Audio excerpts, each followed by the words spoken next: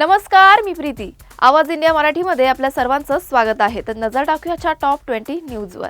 राज्यातील 29 महापालिकांसाठी आजपासून उमेदवारी अर्ज भरण्यास सुरुवात झाली आहे. 30 डिसेंबर पर्यंत अर्ज स्वीकारले जातील. 31 डिसेंबरला छाननी तर 2 जानेवारी पर्यंत माघार घेऊ शकतो. तर 3 जानेवारीला अंतिम उमेदवारी जाहीर होणार आहे. 15 जानेवारीला मतदान आणि 16 जानेवारीला मतमोजणी होईल. निवडणुकांना अवघे 23 दिवस बाकी असताना महायुती आणि महाविकास आघाडीची अधिकृत घोषणा अद्याप झालेली नाही. जागा वाटपाचा तिढा कायम आहे. मुंबईसह बहुतांश ठिकाणी भाजप शिंदे शिवसेना एकत्र लढण्याची शक्यता आहे. नागपूर महानगरपालिकेच्या निवडणुकीसाठी उमेदवारी अर्ज दाखल करण्याची प्रक्रिया आजपासून सुरू झाली आहे. इच्छुक उमेदवार 30 डिसेंबर पर्यंत महानगरपालिकेच्या 10 झोन कार्यालयात ऑफलाईन अर्ज सादर करू शकतात. शहरातील 38 प्रभाग 10 झोनमध्ये विभागण्यात आले असून प्रत्येक झोनमध्ये निवडणूक निर्णय अधिकाऱ्यांची नेमणूक करण्यात आली आहे. महानगरपालिकेच्या निवडणुकीसाठी भाजप पुणे सोडून इतर शहरांमध्ये स्वबळावर लढण्याची तयारी करतोय. प्रभागनिहाय उमेदवारांची अंतिम यादी तयार केली जात असून पहिली यादी शुक्रवारी जाहीर होण्याची शक्यता आहे. पक्षनेत्यांच्या माहितीनुसार ही यादी किमान 80 उमेदवारांची असेल. पुण्यात राष्ट्रवादी दोन्ही पक्षांनी महापालिका निवडणुकांसाठी सावध भूमिका ठेवली आहे. काँग्रेसकडून शहर पातळीवर दिलेल्या सूचनेनुसार जागा वाटपात योग्य न्याय मिळाल्यासच राष्ट्रवादी एकत्र येतील, अन्यथा महाविकास आघाडीच्या इतर घटकांसोबत राहण्याचा निर्णय घेता येईल, असं पक्षातील सूत्रांनी सांगितलं आहे. मुंबई महानगरपालिका निवडणुकीच्या तयारीत महायुतीने वेगाने हालचाली केल्यात. सोमवारी रात्री मुख्यमंत्री देवेंद्र फडणवीस यांच्या निवासस्थानी महायुतीच्या नेत्यांची 2 तासांची बैठक झाली. मुंबईतील 227 जागांपैकी 150 जागांवर पक्षांमध्ये एकमत झालं असून उर्वरित 77 जागांचा तिढा आजच्या बैठकीत ठरवला जाणार आहे. बैठकीपूर्वी फडणवीस यांनी प्रत्येक प्रभागाचा स्वतंत्र आढावा घेतलाय. तर रात्री 30-35 वादग्रस्त जागांवर तिढा सुटलाय. उर्वरित जागांवर उद्या दुपारपर्यंत निर्णय होण्याची शक्यता आहे. आगामी मुंबई महानगरपालिका निवडणुकीत ठाकरे गट आणि मनसेची युतीची अधिकृत घोषणा 24 डिसेंबरला होणार आहे.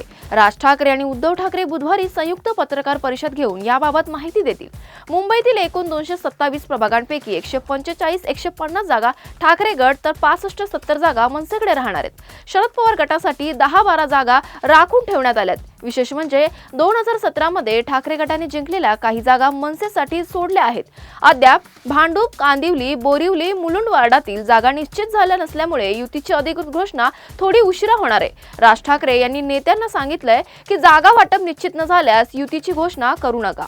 काँग्रेस नेते हर्षवर्धन सपकाळ यांनी स्पष्ट केलं की भाजप, शिंदे गट आणि अजित पवार गट ज्या पद्धतीने सत्ता मिळवतायत त्या पद्धतीने काँग्रेसला सत्ता नकोय. ते म्हणाले, आम्हाला सत्याच्या आणि जनतेच्या मनातील सत्ता हवी आहे. त्या दिशेनेच आमचा संघर्ष सुरू राहील. आगामी जिल्हा परिषद आणि महानगरपालिका निवडणुकांमध्येही काँग्रेस याच मार्गाने लढेल, असा इशारा त्यांनी दिलाय. कार्यकर्त्यांमध्ये आत्मविश्वास वाढवण्यासाठी त्यांनी बचेंगे तो आणि लढेंगे असा नारा दिलाय. छत्रपती संभाजीनगर महापालिका निवडणुकीच्या पूर्वसंध्येला शिवसेना उभाटाने काँग्रेसचा मोठा नेता अब्दुल रशीद खान उर्फ मामू आपल्यात पक्षात समाविष्ट करून छत्रपती संभाजीनगरच्या राजकारणात जोरदार हालचाल केली आहे. अब्दुल रशीद खान यांनी आपल्या सहकाऱ्यांसह काँग्रेस सोडत शिवसेनेत प्रवेश केलाय. पक्षप्रमुख उद्धव ठाकरे यांनी त्यांचे स्वागत केले, तर माजी विरोधी पक्षनेते अंबादास दानवे यांनी इतर नेते उपस्थित होते. या पक्षप्रवेशामुळे काँग्रेसला मोठा धक्का बसला असून शहरातील राजकीय वादांना नव्या वळणाची शक्यता निर्माण झाली आहे. पिंपरी चिंचवड महानगरपालिका निवडणुकीच्या पार्श्वभूमीवर भाजपकडून मेघाभरती सुरू असताना विधानसभा उपाध्यक्ष अण्णा बनसोडे यांचे पुत्र सिद्धार्थ बनसोडे यांना भाजपकडून थेट ऑफर आल्याची कबुली सिद्धार्थ यांनी दिली आहे. मात्र अण्णा बनसोडे यांनी अशी कोणतीही विचारणा झाल्याचं नाकारलंय. आपण महानगरपालिका निवडणूक लढवण्यास इच्छुक असल्याने विविध पक्षांकडून विचारणा झाली, पण अजित पवारांनी वडिलांवर दाखवलेल्या विश्वासामुळे आम्ही त्यांच्याशी एकनिष्ठ राहू, असं सांगत सिद्धार्थ यांनी भाजपची ऑफर नाकारल्याचा दावा केला आहे.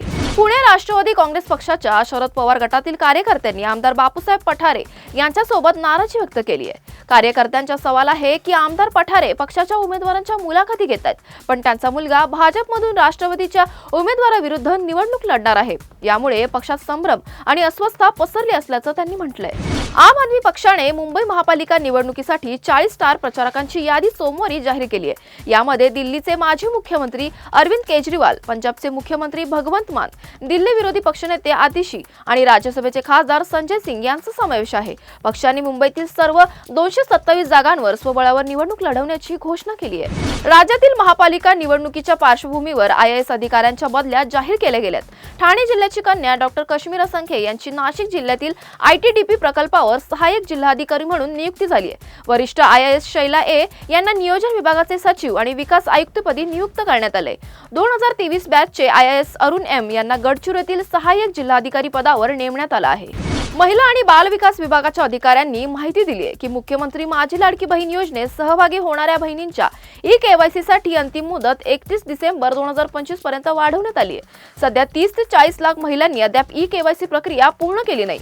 अधिकाऱ्यांनी सांगितलं की 31 डिसेंबर 2025 पर्यंत ई-KYC न केल्यास या योजनेतून 40 लाखांहून अधिक महिला पात्र ठरतील। धुळे जिल्ह्यातील शिरपूर तालुक्यात एका वर्षापूर्वी जंगलात पैशांचा पाऊस पाडण्याच्या वादातून झालेल्या गोळीबार प्रकरणात माजी मंत्री हिरालाल सिलावट यांचा मुलगा आणि काँग्रेस माजी युथ काँग्रेस प्रदेश महासचिव यशवंत सिलावट यांना पोलिसांनी अटक केली आहे। सलाईपाडा येथील एका दुर्गम भागात गणेश रामदास चौरे आणि त्यांच्या सहकाऱ्यांनी मांत्रिक गुलजार सिंग पावरा यांच्याकडे पैशांचा पाऊस पाडण्यासाठी 1.5 लाख रुपये दिले होते।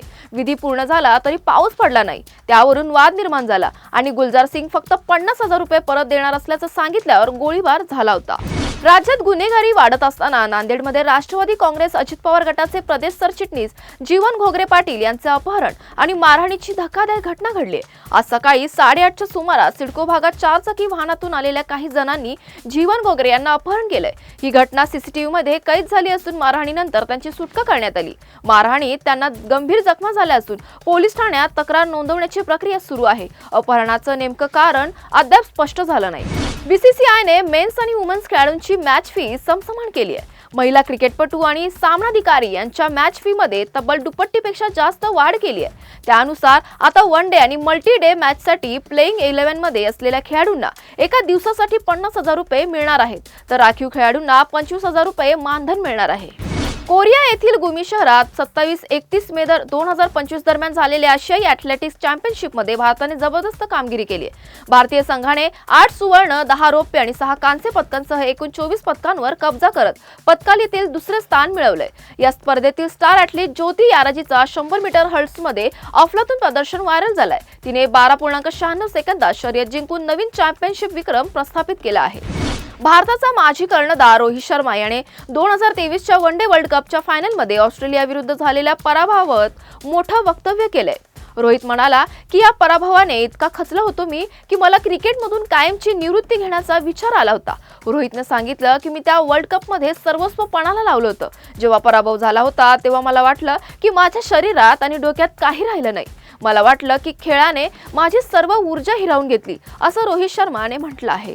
जेम्स कॅमेरूनचा अवतार फायर अँड ॲशेस हा चित्रपट गेल्या आठवड्यात प्रदर्शित झाला आणि सुरुवातीला चांगली कमाई केली। ब्लॉकबस्टर धुरंधरला टक्कर देत असला तरी सोमवारी त्याची कमाई लक्षणीयरित्या घटली आहे। तिसऱ्या भागाला 100 कोटी क्लबमध्ये सामील होण्यासाठी अजून वेळ लागेल, पण सिनेमाला सुरुवातीला चांगला प्रतिसाद मिळाला आहे। बॉलिवूड अभिनेत्री कियारा अडवाणी KGF फिल्म यशच्या आगामी चित्रपट टॉक्सिक मध्ये दिसणार आहे। तिचा पहिला लुक यशने इंस्टाग्रामवर शेअर केला असून पोस्टरमध्ये ती स्टेजवर ग्लॅमरस आणि प्रभावी अवतारात दिसतेय। डोळ्यात दिसणारी दडपलेली वेदना तिच्या पात्राची खोली दर्शवते। वॉर 2 नंतर आई झाल्यानंतरही कियारा कामात परततीये आणि यशसोबत मोठ्या पडद्यावर कमबॅक करण्याची तयारी करतेय। अशाच महत्त्वाच्या बातम्या बघण्यासाठी पाहत राहा आवाज इंडिया मराठी।